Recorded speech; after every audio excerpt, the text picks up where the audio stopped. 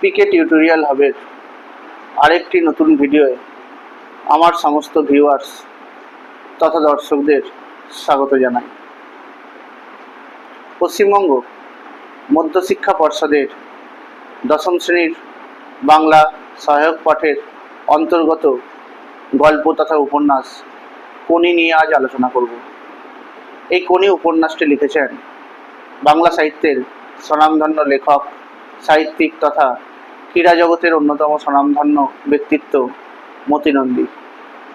মতি নন্দী রচিত এই উপন্যাসটি 1975 সালের জুলাই মাসে আনন্দ পাবলিশার্স থেকে প্রথম প্রকাশিত হয়েছিল।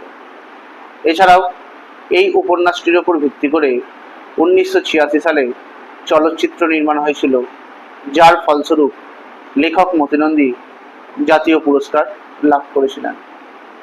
এই কোনি উপন্যাসের কোনি হল বাংলার সাধারণ দরিদ্র পরিবারের এক মেয়ে, যার ছোট থেকে সাঁতারের প্রতি আগ্রহ থাকলেও উপযুক্ত প্রশিক্ষণের অভাবে সে তার অভীষ্ট লক্ষ্যে পৌঁছতে পারছিল না।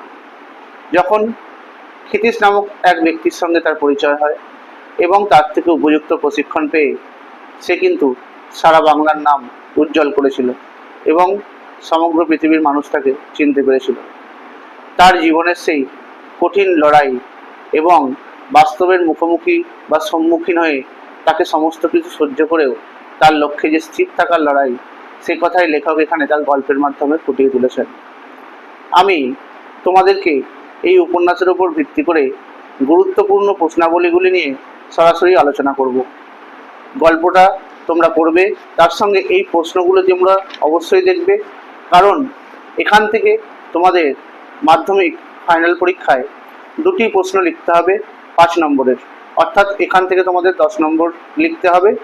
3টে 5 নম্বরের প্রশ্ন দেওয়া হয়, তার মধ্যে 2টি লিখতে হয়। প্রথম যে প্রশ্নটা আমি তোমাদের সঙ্গে আলোচনা করব সেটি হলো,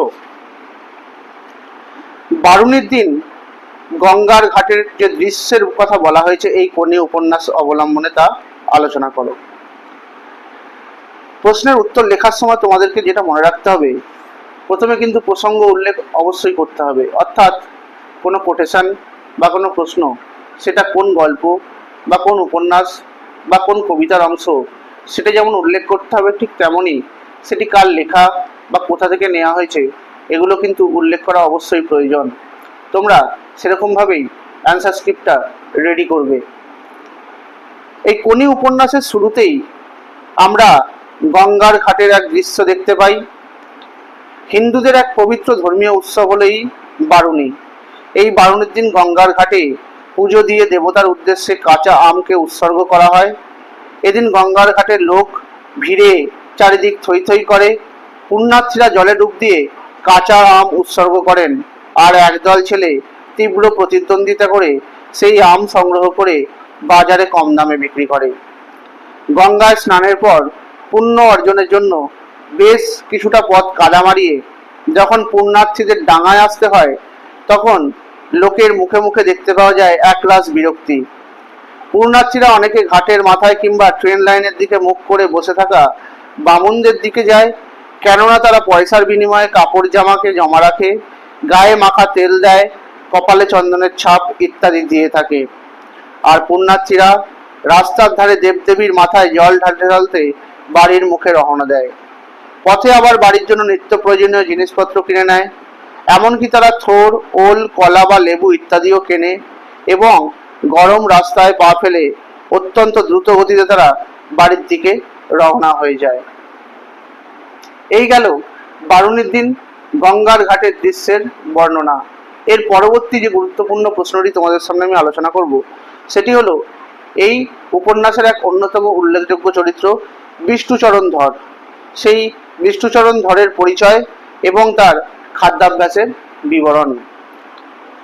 এই কোনি উপন্যাসের গঙ্গার ঘাটে ক্ষিতীশের চোখে পড়েছিল এক বিশাল আকৃতির চেহারার মানুষ, এই বিষ্ণুচরণকে। সে ছিল অত্যন্ত বনেদি বংশের IA পাস করা এক ছেলে এবং পাড়ার সকলে তাকে বেশটাদা নামেই চিনত। এই বিষ্ণুচরণ বনেদিয়ানা ও অর্থের জন্য পাড়ায় সকলের কাছে বেশ মান্যগণ্য ছিলেন। অর্থাৎ সকলে তার কথা শুনতেন বা কথা মতো কাজ করতেন।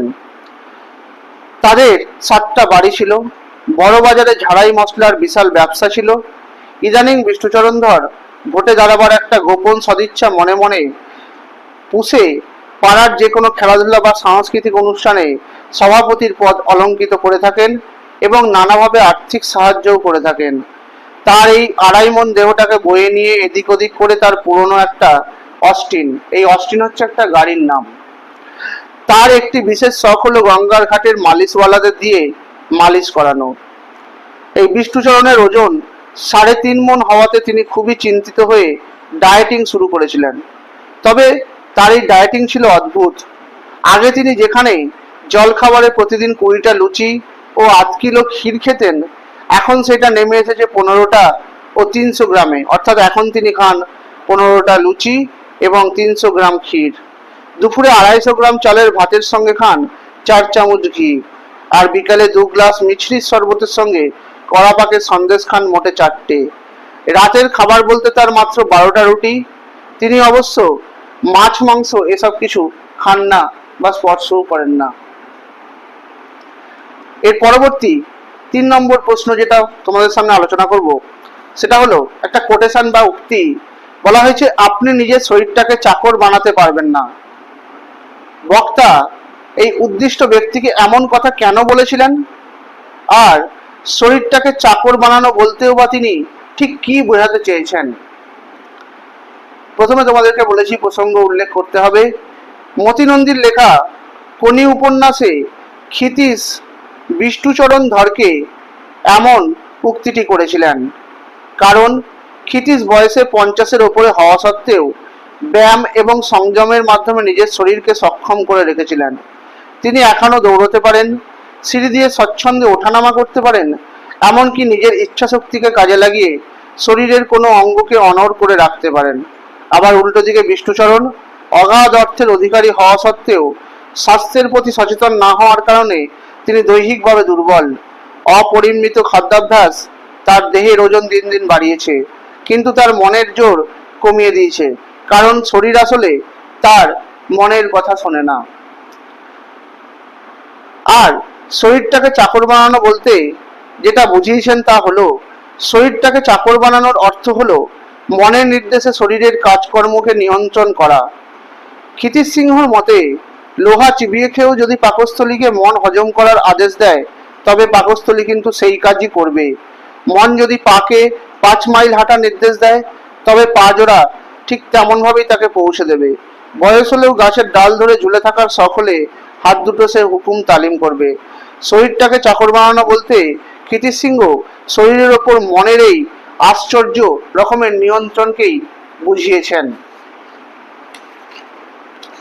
আজকে আমি তোমাদের সামনে এই 3টি গুরুত্বপূর্ণ প্রশ্ন নিয়ে আলোচনা করলাম। এর পরবর্তী ভিডিওয়ে আমি আবার কিছু গুরুত্বপূর্ণ প্রশ্ন নিয়ে আলোচনা করব। তোমরা আমার ভিডিওটি লাইক করে দেবে, কমেন্ট করে দেবে আর শেয়ার করে দেবে। আর আমার চ্যানেলটিকে নতুন দেখে থাকলে চ্যানেলটি সাবস্ক্রাইব করে দেবে আর পাশে থাকা বেল আইকন প্রেস করে দেবে, যাতে তোমরা আমার ভিডিও নোটিফিকেশনগুলো পেতে পারো। তোমরা আমার ফেসবুক পেজে ফলো করে দেবে আর ইনস্টাগ্রামেও ফলো করে দেবে। ধন্যবাদ।